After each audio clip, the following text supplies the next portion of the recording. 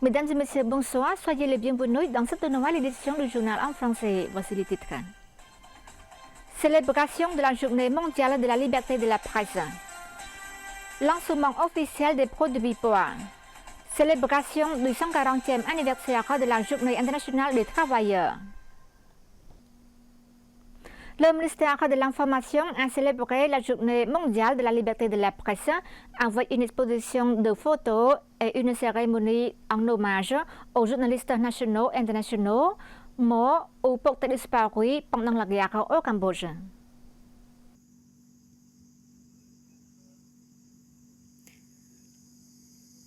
Le Cambodge a célébré le 33e anniversaire de la Journée mondiale de la liberté de la presse le 3 mai sous le thème « Bâtir un avenir pacifique » à travers une exposition photographique mettant en lumière la mission des journalistes des années 1970 à aujourd'hui. La cérémonie s'est tenue au ministère de l'Information sous la présidence de Son Excellence Ned Petra, ministre de l'Information, en présence d'ambassadeurs et de représentants d'ambassades étrangères, ainsi que de l'UNESCO au Cambodge, de hauts officiels du ministère, d'invités d'honneur et de professionnels des médias. Dans son discours, Son Excellence Ned Petra a indiqué que cette commémoration rendait hommage aux journalistes nationaux et internationaux ayant accompli leur mission au Cambodge depuis les années 1970. Il a poursuivi qu'au cours des 56 dernières années, les journalistes ont joué un rôle essentiel en tant que témoins de l'histoire, gardiens de la vérité et passerelles reliant les événements du Cambodge à son peuple ainsi qu'à la communauté internationale. Ils ne portaient pas d'armes, ils portaient des stylos, des caméras, des enregistreurs, des canettes et du courage. Ils ne recherchaient pas la gloire personnelle. Ils accomplissaient une mission noble, informer, révéler la vérité et documenter les souffrances, la résilience et l'espoir du peuple cambodgien durant l'une des périodes les plus difficiles de notre histoire nationale. Son Excellence Ned Petra a souligné que la perte de vie humaine et les blessures de ces journalistes contribuent à un immense sacrifice, non seulement pour le journalisme, mais pour la société tout entière. Ils nous ont montré que la liberté de la presse, le droit à l'information et la recherche de la vérité ne sont pas des choses faciles. Ils reposent sur le sacrifice, l'engagement et parfois sur la valeur de la vie humaine. La célébration a été marquée par une exposition photographique au jardin d'information Jaimongkol, illustrant le rôle et les activités des journalistes au Cambodge à travers les décennies. Selon le ministre, cette exposition reflète une partie du parcours de 56 ans du pays au cours duquel les journalistes ont contribué à documenter et à partager l'histoire du Cambodge avec le public et le monde. Chaque photographie constitue non seulement une image, mais aussi un témoignage historique du courage des journalistes, permettant aux visiteurs de réfléchir au passé douloureux du pays, aux défis rencontrés par les reporters de terrain et à l'évolution continue du journalisme au Cambodge. Lors de l'événement, les participants ont observé une minute de silence en hommage aux journalistes ayant perdu la vie dans l'exercice de leur fonction au Cambodge en 1970 et 1998. Cette commémoration a rappelé que la liberté de la presse et le droit à l'information sont des acquis précieux forgés par des sacrifices et un engagement fort.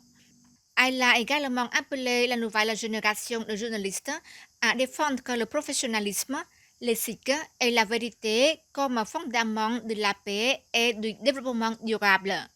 Nous devons continuer à préserver la paix, protéger la sécurité des journalistes, promouvoir la profession et garantir qu'ils puissent exercer leur rôle en toute sécurité, avec responsabilité et dignité, a déclaré Son Excellence le ministre Ned Petra. Dans la matinée du 3 mai, Son Excellence Ned Petra, accompagné de l'ambassadeur de l'Inde au Cambodge, Vanla Vanna Bavilang, a rendu hommage au mémorial dédié à 37 correspondants de guerre et journalistes tués ou portés disparus pendant la guerre cambodgienne, 1970-1975, situé devant l'ambassade de France à Phnom Penh. 12 types de produits cambodgiens fabriqués la compagnie POA a été lancé officiellement sous la présidence de l'Ochumteo Chomnimol, ministre du Commerce. La société cambodgienne POA a célébré récemment la cérémonie de lancement officiel 12 produits POA. Cette cérémonie a eu lieu sous la présidence de Lokchumteo Chomnimol, ministre du Commerce, en présence de Lokchumteo Oknya Mau Panchapoa, directrice exécutive de la société Set Nitron. POA est une nouvelle marque cambodgienne composant des produits ménagers et des produits de soins personnels. Lokchumteo Oknya Mau Panchapoa a souligné que des produits POA ont qualitativement été fabriqués conformes aux normes internationales avec une attention particulière portée à la qualité afin de répondre aux besoins et à la confiance des consommateurs cambodgiens.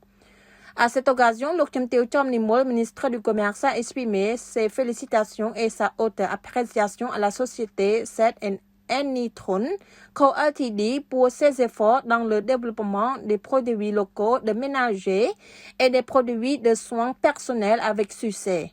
Le succès de l'entreprise reflète une vision à long terme de l'innovation, un engagement fort dans le développement de produits de qualité conformes aux normes nationales et internationales, tout en contribuant à promouvoir l'utilisation des produits locaux et à saisir les opportunités croissantes du marché.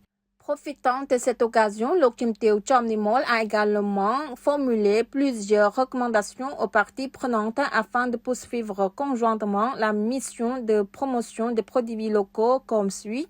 Les entreprises, sociétés et artisans locaux doivent renforcer les liens avec les agriculteurs et producteurs en privilégiant l'achat et l'utilisation maximale de matières premières locales tout en améliorant leur capacité, leur productivité, leur qualité et en développant leur marque. Les grands investisseurs nationaux sont encouragés à continuer d'investir en partenariat avec les producteurs locaux afin de développer la transformation et les chaînes de production pour accroître la valeur ajoutée et la compétitivité. Les producteurs locaux proposant des produits similaires devraient envisager de se regrouper en fédération ou association afin d'augmenter la production et l'approvisionnement tout en réduisant les coûts de production. Les entreprises et producteurs locaux sont invités à poursuivre leur participation à la campagne nationale Fabriquée au Cambodge, notamment en commercialisant leurs produits dans les supermarchés et en participant à divers événements. Enfin, il est important de continuer à renforcer l'esprit collectif de soutien aux produits locaux à travers l'utilisation, la promotion et l'élargissement des marchés. Le ministère du Travail et de la Formation professionnelle a célébré le 140e anniversaire de la Journée internationale des travailleurs et le forum public de dialogue social sous le thème « Politique répondant à la protection sociale, aux droits des travailleurs et à la crise mondiale ». Cet événement a eu lieu sous la présidence de Son Excellence Heng Suo, ministre du Travail et de la Formation professionnelle, en présence de représentants des syndicats, fédérations, associations, communautés, organisations partenaires et ministères et institutions concernées, tout environ 1200 personnes. S'adressant à quelques 1200 participants, Son Excellence le ministre Heng Suo a qualifié l'organisation d'un forum public de stratégie efficace pour faire de part des préoccupations des travailleurs et des agriculteurs et trouver des solutions plutôt que d'envoyer des lettres ou de diffuser des messages par les médias. En effet, ce forum leur permet de rencontrer en personne des intervenants et des experts des ministères concernés. Ce forum contribue à renforcer le dialogue social entre le gouvernement royal, les syndicats, les employeurs et les organisations de la société civile afin de promouvoir des politiques permettant de lever les défis, notamment en matière de droits des travailleurs, de la sécurité de l'emploi et de systèmes de protection sociale dans le contexte de la crise mondiale et d'assurer l'amélioration des relations professionnelles. Rappelons l'histoire et la signification du 1er mai, son Excellence Heng Su a souligné que la revendication d'une amélioration des droits des travailleurs et d'un dialogue social ne doit pas se limiter à aujourd'hui, mais se poursuivre au quotidien. Son Excellence le ministre a exhorté toutes les parties concernées à faire de cette journée un moment de partage et de solidarité envers le travail et la nation, insistant sur le fait que le maintien d'un climat harmonieux, tolérant et compréhensif au travail favorisera la croissance des usines, de la productivité et permettra une augmentation des salaires pour tous. Son Excellence Heng Su a accepté les demandes des participants et s'est déclaré prêt à collaborer à la recherche de solutions.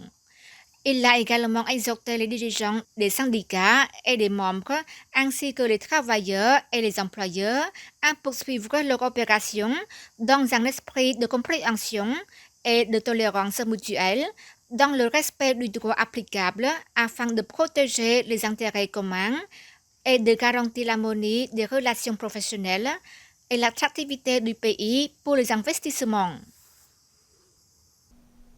Voilà, c'est la fin de notre journal. Merci pour votre fidélité au journal en français. Bonne suite de programme CTVK et à demain.